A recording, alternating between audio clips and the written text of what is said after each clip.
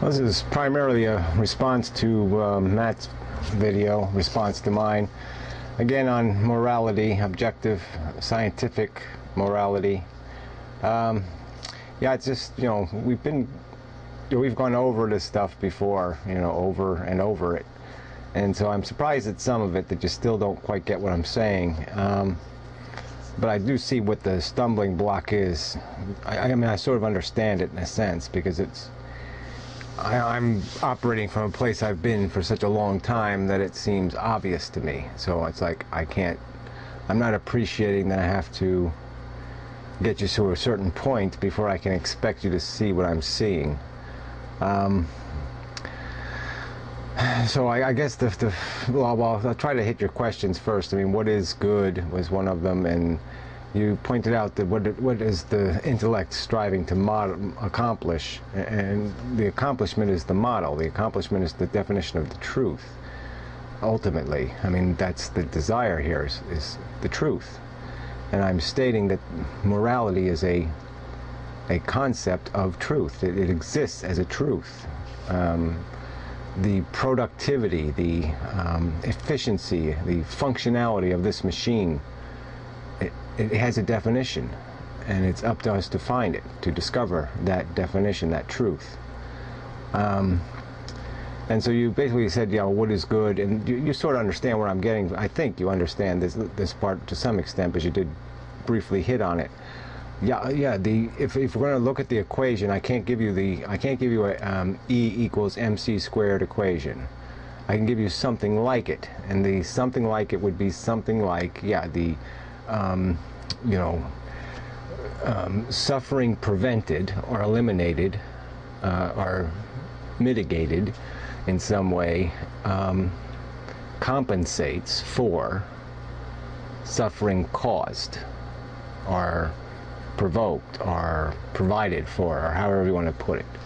That these are opposing forces, that to eliminate suffering is the opposite of creating suffering, and that to be productive, the net quality must be less suffering endured. And that, and so the quanta, the thing that's all made out of, is suffering. Suffering is the source of all movement. It's almost like the electron flow. It's it's this flow of electrons. It's one direction. It is one movement. From excess to deficiency, that's the movement. It doesn't move the other way. It doesn't go from deficiency to excess. So, and so what I'm saying is this: it is this excess of suffering. This suffering is the thing that creates the impetus for movement in the moral sphere. There is no moral meaning. There is no relevance to anything in the universe without this quantum of suffering. You must have it. It must exist. Intellect without feeling is meaningless. I mean, it can contemplate everything and anything forever and ever, but if it cannot feel, it does not matter. Its contemplation is meaningless. If it cannot act on the universe in a way that affects feeling creatures, the intellect is meaningless. It is as meaningless as a sun or a moon or a rock. It is nothing. It is matter with nothing. No material meaning. No anything. So yeah, and so to me that is the thing that the whole dimension of meaning is made out of, is this capacity to feel, and most specifically this negative capacity. Because I would further argue that it may well be probable that the only positive feeling we experience is a reaction to the release of negative feeling. It is the relieving of stress, the relieving of pain, the relieving of a discomfort, a relieving of a deprivation, a satisfaction of a deprivation, that creates this thing we call pleasure, happiness, comfort. And that is, so the good is an incidental symptom of elimination of the negative. And so that's the terminology I would use.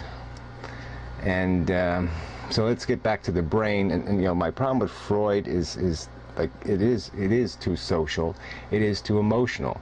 It was basically, he doesn't see these parts of the brain as distinct parts. He sees this, and he basically, the primary flow is from this, you know, subconscious conditioning through the intellect. It's like the intellect is perverted by this constantly, and there is no separation. And you're almost making the same argument, in that you're almost denying the existence of the word objective. And let me see if I have your exact words here.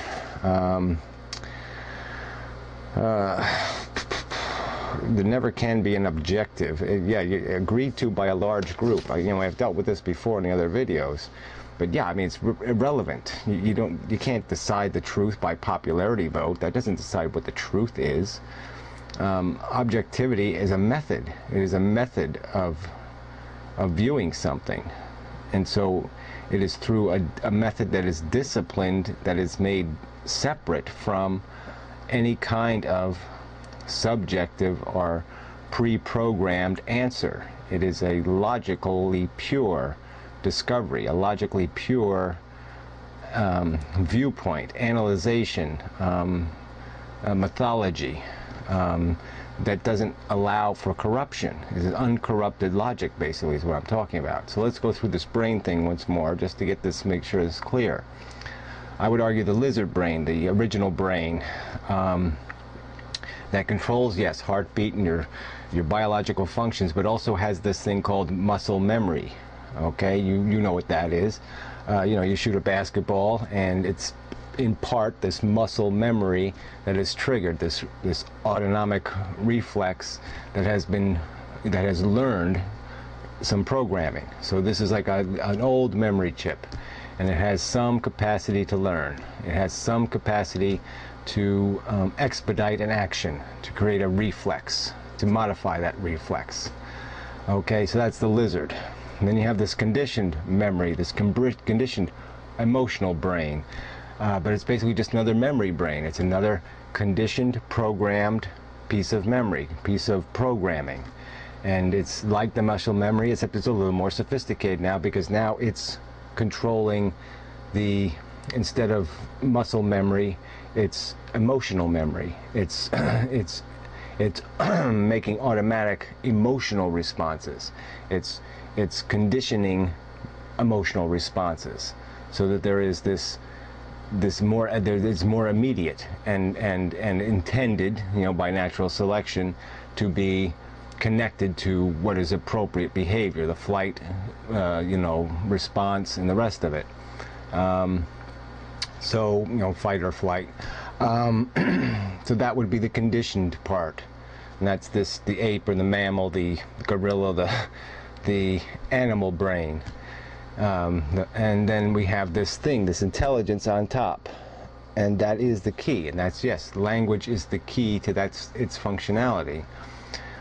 But language is merely another bit of programming. It's the tool of the programming, and we're able to see it because it is on this highest level. So it is actually, to some extent, comes to this self-aware through this process, and we can almost see it piece by piece, almost like we are writing a piece of software. We can almost see our thought process taking place. I mean, there's still a lot of it that's invisible, just being ground out by the brain in terms of the associations, but it is more visible. And because it is made out of this language thing. But what is language? I mean, we've been over this before too, but I'll go over it again.